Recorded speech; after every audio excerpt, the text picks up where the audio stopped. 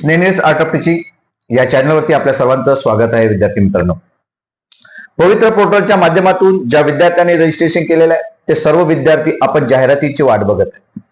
जाहिराती कधी येणार आहेत, जागा टोटल किती येतील, खाजगीच्या किती येतील, विदाउट इंटरव्ह्यूच्या किती येतील, नगरपालिकेच्या किती येतील, आश्रमशाळेच्या किती येतील, अशा पद्धतीने आपण सर्वजण विचार करत आहोत. मग या पवित्र पोर्टलला या वर्षी जागा या जास्त येणार आहेत असं आपण म्हणतो आहे. मग त्या जागा कोणकोणत्या येणार आहेत, कोणत्या आस्थापनाच्या जागा येणार आहेत आणि जागा जास्तच येणार आहे, तर या सर्व बाबी आपण या ठिकाणी बघणार आहोत की कोणकोणत्या जागा येणार आहेत आणि त्या कशा येणार आहेत. आपण जर माझ्या चॅनलला पहिल्यांदा आले असाल तर माझ्या या चॅनलला सबस्क्राईब करा, जेणेकरून येणारा कोणतेही जे अपडेट आहे ते अपडेट आपण आपल्या चॅनलला कायमस्वरूपी देत असतो. तुमच्या प्रश्नांची उत्तरं देत असतो आणि टेलिग्राम चॅनल असेल किंवा व्हॉट्सअप ग्रुप असेल किंवा व्हॉट्सअप चॅनल असेल यावरती सुद्धा तुम्हाला मी बोलत असतो. विद्यार्थी मित्रांनो, समायोजनाचं संपूर्ण प्रक्रिया जी आहे ती होत आहे, म्हणजे परिपूर्ण झाले, 90% पूर्ण झालेली आहे. त्यात अजून एक आयुक्तालयाचे पत्र आलेलं आहे, 6 तारखेचं हे पत्र आहे. त्यातूनही आपल्याला स्पष्ट दिसत आहे की भरतीला वेग आलेला आहे. परंतु या जागा नेमक्या किती येणार आहेत, कोणत्या आस्थापनेच्या जागा येणार आहेत तेच आपण या ठिकाणी बघणार आहोत. लक्षात घ्यायचं आहे की खाजगी संस्थांच्या सुद्धा जागा या ठिकाणी येत आहेत, जे विदाउट इंटरव्ह्यू मध्ये कोणत्या येत असतात. जी संस्था स्वामी विवेकानंद संस्था आहे त्या संस्थेच्या जागा येत असतात. रयत शिक्षण संस्थेच्या जागा या ठिकाणी येत असतात, ज्यात इंटरव्ह्यू नसते, विदाउट इंटरव्ह्यू मध्येच ते असतात. नंतर शिवाजी संस्थेच्या सुद्धा जागा या ठिकाणी येतात, ज्या विदाउट इंटरव्ह्यू असतात. नंतर या जागा ज्याला 100% अनुदानित या संस्था आहेत. नंतर लोकल बॉडी म्हणजे स्थानिक स्वराज्य संस्थांच्या जागामध्ये जिल्हा परिषदच्या जागा संपूर्ण येत असतात. नंतर नगरपालिकेच्या शाळा येत असतात. नंतर नगर परिषदेच्या शाळा, महानगरपालिकेच्या शाळा या ठिकाणी येत असतात. नंतर आता जे आहे त्यात इन्क्लूड केलेलं आहे कला, क्रीडा आणि शारीरिक शिक्षण याच्या सुद्धा जागा या ठिकाणी येणार आहेत. नंतर समाज कल्याणच्या ज्या आश्रमशाळा असतात, समाज कल्याण, नंतर इतर मागास बहुजन कल्याण विभागाच्या माध्यमातून जे तांडा वस्त्यांमध्ये शाळा सुरू केलेल्या आहेत त्या आश्रमशाळांच्या सुद्धा जागा येणार आहे. कालच आपले संदीप कांबळे सर आहे अध्यक्ष, यांच्या माध्यमातून अतुल लोंढे सर आहेत जे सहाय्यक आयुक्त आहेत आपल्या पुण्याला, यांना सुद्धा या संदर्भातील पाठपुरावा करण्यासाठी निवेदन सुद्धा देण्यात आलेलं आहे की जास्तीत जास्त जागा येण्यासाठी समाज कल्याणच्या ज्या काही महाराष्ट्रातील आश्रमशाळा आहेत, निवासी शाळा आहेत, यांच्या जागा या ज्या काही 6वी ते 8वीच्या असतील किंवा पुढील वर्गाच्या असतील, माध्यमिकच्या असतील, त्या सर्व जागा ह्या पवित्र पोर्टलला याव्यात यासाठी सुद्धा निवेदन देण्यात आलेले आहे. म्हणजे समाज कल्याणच्या शाळांच्या सुद्धा जागा या ठिकाणी येतील.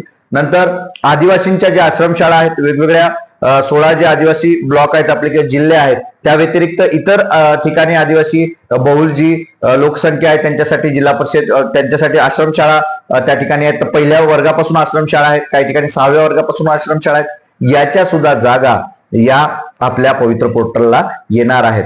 म्हणजे कोणतीही खाजगी संस्था असेल, अंशकालीन संस्था असतील किंवा विनाअनुदानित संस्था असतील, यांच्या सर्व शिक्षक भरतीच्या ज्या जागा आहेत त्या पवित्र पोर्टलच्या माध्यमातूनच भरण्यात यावं असं स्पष्ट निर्देश शासनाचे आहेत. आतापर्यंत जे काही काम चाललेलं आहे भोंगळ कारभार, तो कारभार आता राहणार नाही. यात पवित्र म्हणजे पवित्र, पारदर्शक म्हणजे पारदर्शक ही प्रक्रिया राबवण्यात येणार आहे. त्यासाठी संपूर्ण विद्यार्थ्यांनी या पवित्र पोर्टलवरती आपण सर्वांनी विश्वास ठेवणं गरजेचं आहे. आणि पहिल्या टप्प्यामध्ये 12 ते 15 हजार ज्या जागा येणार आहेत, या कट ऑफ संदर्भातील आपण जे काही बोललेलो आहोत त्याबद्दल तुमचं नेमकं मत काय असणार आहे. कारण जागा आल्यानंतर आपल्याला कट ऑफ सांगणं आणि आता सध्या एक ऍझम्पशन म्हणजे गृहीत पकडलेले आपण की 12 ते 15 हजार जर जागा आल्या तर आपला कट ऑफ हा ओपनचा 130 135 पर्यंत येईल आणि 121 125 पर्यंतचा जो कट ऑफ आहे इतर कॅटेगरीचा कट ऑफ असेल. एसटी आणि एसटी कॅटेगरीतील जे काही इतर जे विद्यार्थी असतील आणि त्यांच्याकडे अंशकालीन म्हणजे जे काही त्यांच्याकडे सर्टिफिकेट असेल त्या सर्टिफिकेटच्या याच्यावरती त्यांचा स्कोर जो आहे तो अत्यंत कमी येईल. पेशा क्षेत्रातील विद्यार्थ्यांचा सुद्धा स्कोर अत्यंत कमी येईल. जे ऑर्फन असतील, दिव्यांग असतील, त्यांचा सुद्धा स्कोर यात जो आहे कट ऑफ तो कमी येईल. आणि हा जो कट ऑफ असणार आहे हा कट ऑफ आपल्याला विथ इंटरव्ह्यू पर्यंतचा समजायचा आहे, हे सुद्धा लक्षात घ्यायचं आहे. कारण यात सर्वात कमी कट ऑफ लागणार आहे एसटीचा, त्यानंतर एससीचा, आणि यानुसारच ज्या ज्या पद्धतीने विद्यार्थी त्या ठिकाणी आहेत तर त्यामध्ये तुम्हाला सांगतो डीएडच्या विद्यार्थ्यांची स्पर्धा अत्यंत कमी आहे. डीएडच्या बीएडच्या विद्यार्थ्यांची स्पर्धा मात्र जास्त आहे। या संदर्भातील व्हिडिओ मी जुने व्हिडिओ सुद्धा टाकलेले आहेत। तुम्ही जर 10-15 दिवसाच्या अगोदरचे व्हिडिओ जर बघितले तर त्यात तुम्हाला स्पष्ट त्या ठिकाणी उल्लेख दिसणार आहे। तर या पद्धतीच्या संपूर्ण आस्थापनांच्या जागा या आपल्या पवित्र पोर्टलला येणार आहेत।